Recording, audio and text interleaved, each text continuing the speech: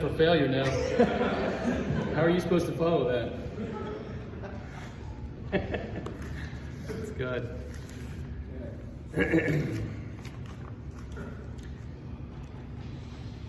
Jordan messaged me there a couple weeks ago, and said, "Hey, are you guys gonna preach or say anything on the 29th?" I said, "The 29th of what?" Oh, 7 days from now? Sure. I gave it to the boys there a couple days ago, and they kind of looked at me the same way. Oh, sure. No, it's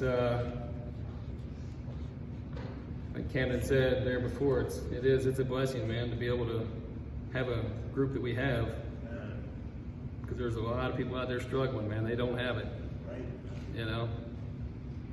But I was just thinking about it, man. I was just thinking about choices, you know. Every choice has a consequence. Consequence, whenever we think of consequence, is always like, when somebody thinks of consequence, I mean, correct me if I'm wrong, don't you usually think it's kind of like, that's a consequence of what happened? You know, it seems like it's always a negative, doesn't it? Right. But it's not. The true definition of consequence. Choice is the definition of choice is an act of selecting or making a decision when faced with two or more possibilities.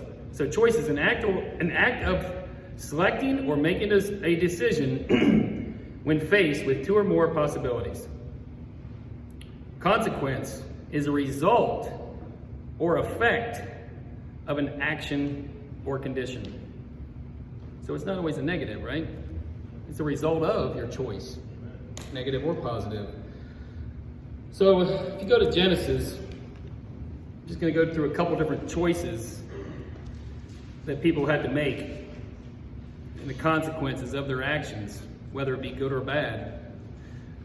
But Genesis chapter 3, in verses 5 through 7, it says, "For God doth know that in the day that ye eat thereof, then your eyes shall be opened, and ye shall be as gods, knowing good and evil. And when the woman saw that the fruit was good for food, and that it was pleasant to the eyes, and a tree to be desired to make one wise, she took of the fruit thereof and did eat, and gave also unto her husband with her, and he did eat. And the eyes of them both were opened, and they knew that they were naked, and they sewed fig leaves together and made themselves aprons." So obviously there's a choice that was made there. I mean, we say Eve was deceived. Doesn't matter. Doesn't matter whether you knew what the truth was. Doesn't matter, you know, whether you were deceived or not deceived, whether, you know, you were not in your right frame of mind. You still made a choice. You still made a conscious decision, right or wrong, indifferent, to do something, right? And verse 5, you know, Satan tempted Eve. We know that without a shadow of a doubt. He tempted Eve. He said, "You see this? This is he tempted her." In verse 6, they did eat.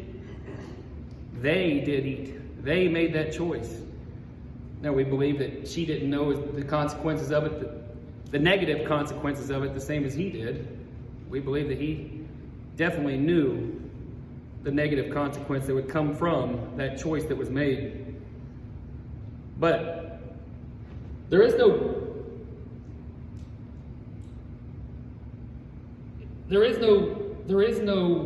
hesitation though, right? Whenever it says, "She took of the fruit thereof and did eat, and gave also unto her husband with her, and he did eat." I mean, there was no hesitation, there was no wait, there was no, hold on a second, don't do that, let's talk about. But why is that? And it kind of goes with the theme that Stanley was talking about, you know? It's that love. You know, it's that love that he loved her so much, and he knew the consequences of that choice that they were both making at the same time.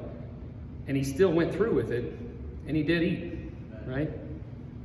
I think I think oftentimes we all know before we even are presented with a choice. And I know Dave has said many times, if you have to go and ask the question, hey, what do you think if you probably already have your answer. If you have to go and ask somebody, hey, what do you think if well, why are you asking me? You've already got your answer. You're just wanting me to help you justify the choice that you want to make and justify the consequences of what's going to happen after that choice is made, right? So that's Adam and Eve. They made a choice, and we all suffer those consequences, and that's another part of choices and consequences. It always, no matter what your choice is, it affects somebody. Sometimes it can affect tens of people's, hundreds of people's, thousands of people's, right? And if you get on a large scale, and I'll be nice when I say it, like our administration, it affects billions of people, right? Genesis 6, chapter 6 and verse 9. And again, it kind of goes along with the theme there too, as far as Connor, talking about the kids being bullied, and when you get on that pedestal, Connor was talking to me about it this morning, and it was funny because he was, thinking about love and compassion and that kind of stuff, and and just that pedestal and the football and how he tied it all together there in a few brief words there, you know what I mean? And it was just like, he had no idea that I had already prepared something. He had no idea that mine was based on compassion and love and choice and, everything. And it's truly amazing how that God can work through everybody at the same time without everybody even realizing that he's working through you. Chapter 6, verse 9. This is going to be a little bit longer of reading. Chapter 9, through 22. These are the generations of Noah. Noah was a just man and perfect in his generations, and Noah walked with God. And Noah begot 3 sons, Shem, Ham, and Japheth. The earth also was corrupt before God, and the earth was filled with violence. And God looked upon the earth, and behold, it was corrupt, for all flesh had corrupted his way upon the earth. And God said unto Noah, the end of all flesh is come before me, for the earth is filled with the violence through them. And behold, I will destroy them with the earth. Make thee an ark of gopher wood. Rooms shalt thou make in the ark, and it shall pitch within and without the pitch. In this fashion which thou makest of it, the length of it, and just reading on down through there. He talks about the window, and behold, even you bring a flood of waters upon the earth, and he's going to destroy all the flesh, wherein the breath of life from under heaven, and everything that is in the earth and shall die. But with thee I will establish my covenant. So he's giving him a promise there. If he decides to go along with this choice that God's asking him to make, and every living thing of the flesh, bring them 2 by 2, and the fowls, and he goes down through there. But the whole point of this is God tells him, just a chapter over, I believe, he calls him a just man. Or no, it's in chapter 9. He calls him a just man, but he says that he found grace in God's eyes, and Noah had to make a choice. Do I go and be laughed at and mocked? Who knows how long? Do we know how long it took him to build that thing? Well, however long it took, it was a very long time, I'm sure, to go and hand-hewn everything and cut everything down and pull it in. And just think, Christ went through a lot, don't get me wrong, but just think about somebody like Noah, what Noah went through in the public's eye there for as long as he did. And he had to make that choice, like, hey, regardless of what the world says, regardless of what's going on, regardless of what's happening, this is right, this is where I'm going, this is what God told me to do, this is my choice, I know the consequences of it. And that's what we have to do. We have to put our blinders on. And it's so tough, it's so difficult, and it is the worst for these guys that are young, It's for you guys, it's the worst, because we grew up in a different time, and it seems like every generation is slipping a little bit more and a little bit more, But he had to make that choice, and we all know the consequence of it. For him and his family, it was a good consequence. It was a great consequence, right? But for the rest of the world, You know, and you were talking about Brother Spurgeon there, you know, and his testimony of everything that he went through. Imagine being Noah and his family and what they had to see. Maybe they didn't see it because they didn't have any windows, but they heard it. They heard people banging on the outside, let us in, let us in, let us in, and they couldn't do anything about it, you know? They knew the consequence of what was happening. These people were dying. They were drowning. I mean, think about what was in their brain for the rest of their life, you know? And then as they come out of that thing, and new people, a new earth, if you will, a new beginning starts, you know? And them knowing what just took place and the consequence of what happened a year ago after that thing come to rest. And here we go, and we start with a new sect of people, you know. They knew what took place before, and they still had to live with those thoughts. They still had to live with those memories, right?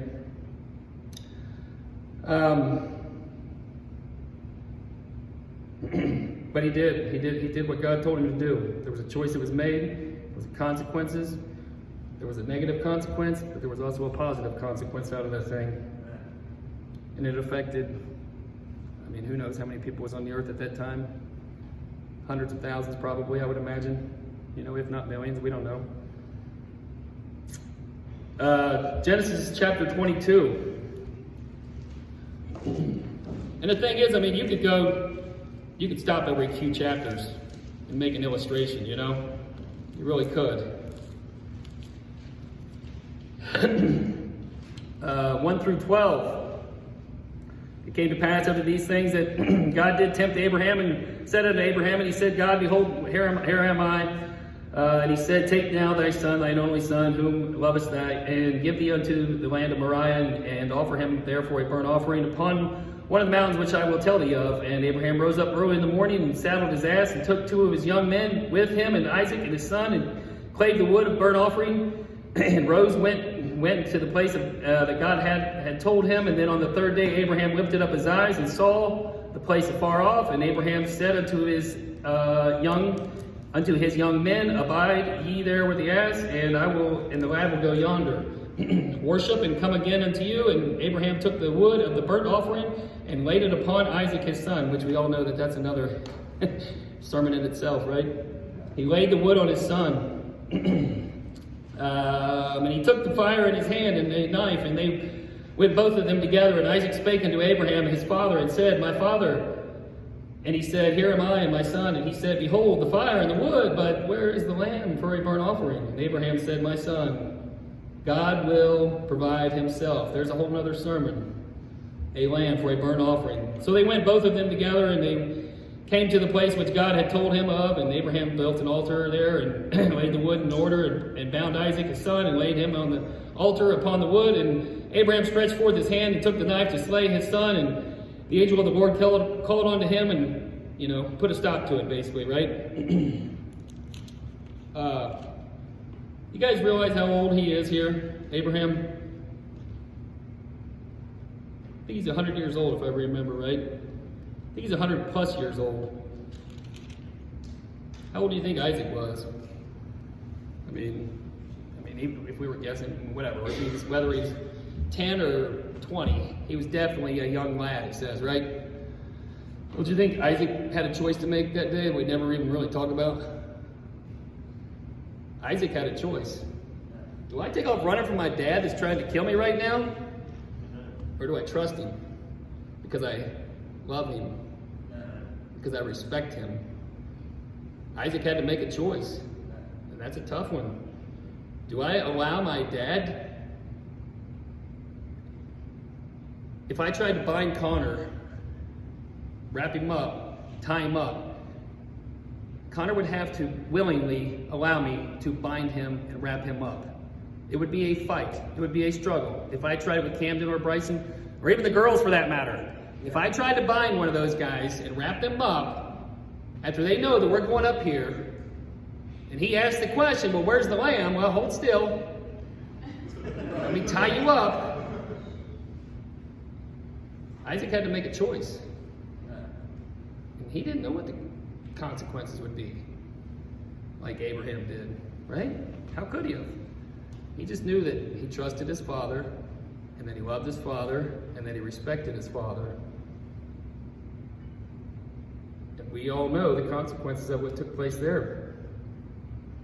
God tempted Abraham, kind of like, I wouldn't say we tempt our own children, but we allow. Like they say, just give them a little bit of rope. Just give them just a little bit of rope. Let them see if they'll hang themselves. Oh, he did go with that, Right. We do that with our own children. Hopefully they don't go out. And I've had the conversation with the boys, It's been a few years ago where Connor was talking about going over to somebody's house there, and he asked me to go over there, and I said, sure, go ahead. Then the next Friday he comes along, hey, can I go over to so-and-so's? Sure, go ahead. And the third Friday, hey, can I go over to so-and-so's? I said, Connor, listen. You know as well as I know what goes on over there. I grew up, and that place hasn't changed. That community hasn't changed. It's actually gotten worse since I was a kid. So you know as well as I do, whenever you guys all go outside, and don't get me wrong, you guys are going outside, playing football and basketball and everything else, but there's plenty of sheds in people's backyards around there. We all know what happens around behind the shed. That's where you pick up your first smoke, or you take your first swig, and it doesn't even have to be that. It doesn't have to be some carnal, physical, flesh sin like that. You know what I mean? It could be just something mental, spiritual that just affects you. But I had that conversation with him, and I give him the rope. I said, here, I'll take you over there. It's your choice. And this was, like I said, I think he was a freshman. This is your choice. I'll take you over there. You have to do this. You have to make the choice. You know the consequences, and they'll eventually catch up to you. What do you want to do? And he said, yeah, I understand. Okay. And he said, oh, I don't remember what he ended up doing, but he ended up doing something different. He didn't go. And that's, allowing those guys to make those decisions and those choices helps them grow. Kind of, if God was to tell us every time, hey, we see how that worked out for the Jews, right? He told them what to do and give them the exact rules and laws and everything else, and they still murmured and complained and cried, and in the end killed him.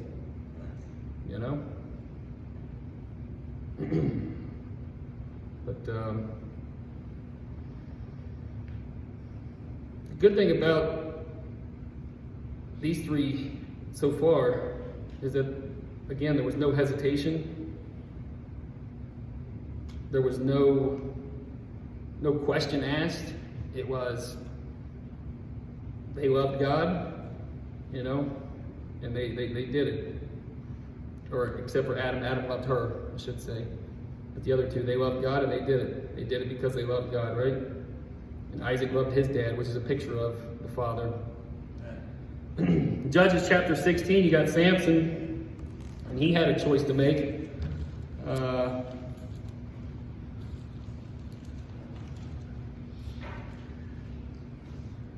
Chapter 16, and just to save the time, I was reading down through there, verse 6. Gee whiz, good night.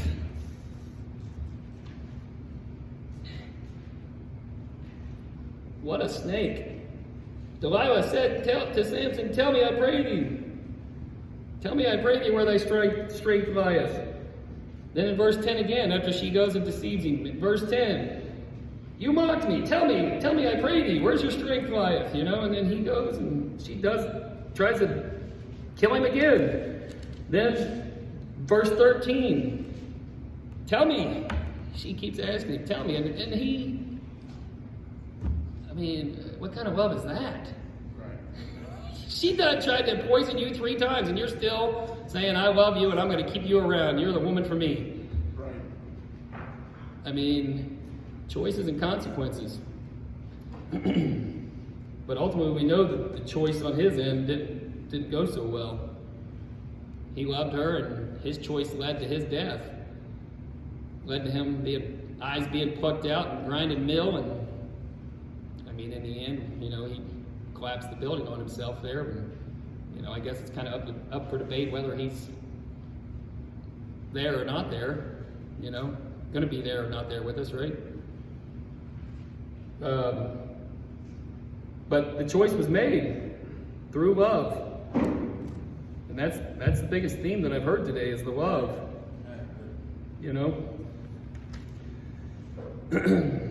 I'll do one more here. It was Daniel.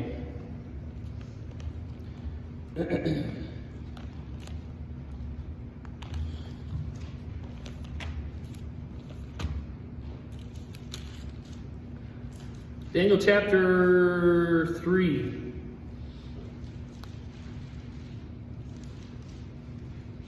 In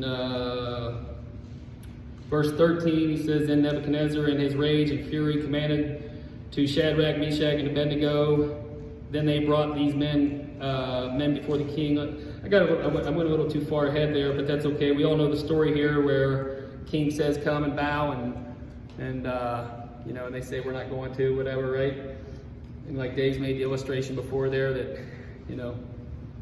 what if you bow halfway? What if you just, whatever? But these men made the choice, right? And it's funny because if you read down through there, what's it? 13, then they brought these men before the king. 16, let's see, Shadrach, Meshach, and Abednego answered and said to the king, "O Nebuchadnezzar," and this is what I liked whenever I was reading this, it says, "We are not careful.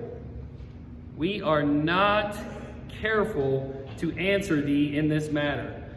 We're not bending over backwards. We're not going to barely bend for you. We are not going to shade the truth. We are not careful in our answer at all.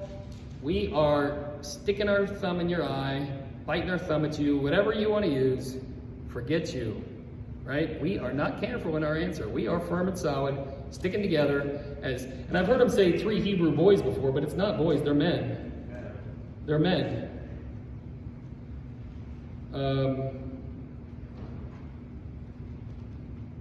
In chapter 7 or verse 17, it says, "If it be so," not if it be so that our God can deliver us, but if it be so that you're going to throw us in this fiery furnace because we won't bow to you. That's what "if it be so" means, comma. "Our God whom we serve is able to deliver us from the burning fiery furnace, and he will deliver us out of thine hand, O king." What kind of faith is that? It's not if he's able to deliver us, it's he is able to deliver us out of thine hand. And they're talking like, whether we go through this furnace and we die, because that's his will, or we go through this furnace and we live, regardless, you won't have any more dominion over us. We will be freed from your bondage. And that's because they loved God. And they stood. And these men made that choice.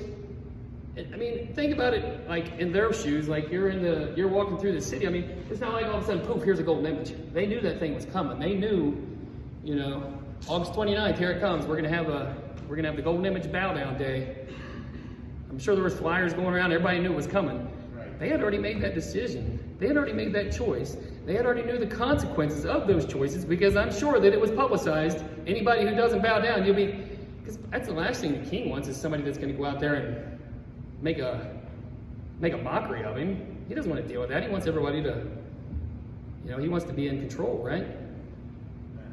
But those boys, those men, I should say, those men had already made that choice. Those men have already made that decision, and they knew the consequences of their actions. And they knew their consequences was going to be great no matter what. Because throw me in this furnace, it's going to be great. I will not be underneath your bondage anymore. So that's about all I got. The consequences of our choices don't just affect yourself. And I'm talking to myself too, I deal with a lot of people all over the tri-state, and my choices affect a lot of people a lot of times, I got guys that work, through me, and then I'm, my choices will affect their livelihood. My choices can affect their paycheck. My choices can affect, but also, my own choices of my testimony, which is more important, affects their life daily. My choices of my testimony affects my family's life daily. And just as Dave said there before, it's not necessarily about how fast you walk or how fast you run or how much you do or how much it's about just standing. And sometimes that's the hardest, just stand. That can be a challenge in itself when everybody else is going and having fun and doing what they do, and you're like, no, that's okay, I'm going to stand. I'm going to stay back, and I'm going to stand. One, for my own conscience, my own clearness, my own thought, but also because I got these guys over here watching. And if I go and make that choice, my consequences is going to be that these guys are going to go right behind me, and they're going to hold my hand, and it's going to be bad. The consequences will end up bad. We know that for a fact. So make good choices.